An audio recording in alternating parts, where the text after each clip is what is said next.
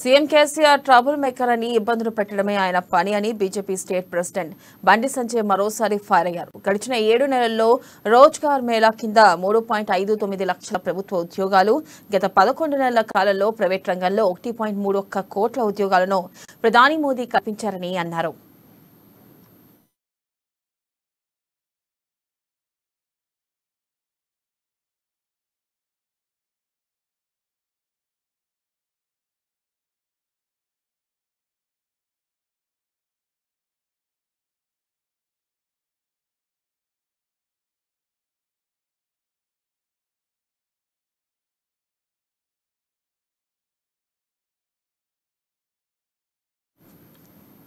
ఇక నిరుద్యోగులకు ఉద్యోగాలు కల్పిస్తూ ప్రధాని నరేంద్ర మోదీ జాబ్ క్రియేటర్ గా మారితే బిస్వాల్ కమిటీ నివేదికను తొంగలోకి తొక్కి పేపర్ లీక్లతో సీఎం కేసీఆర్ ట్రబుల్ మేకర్ గా మారారని ఎద్దేవా చేశారు.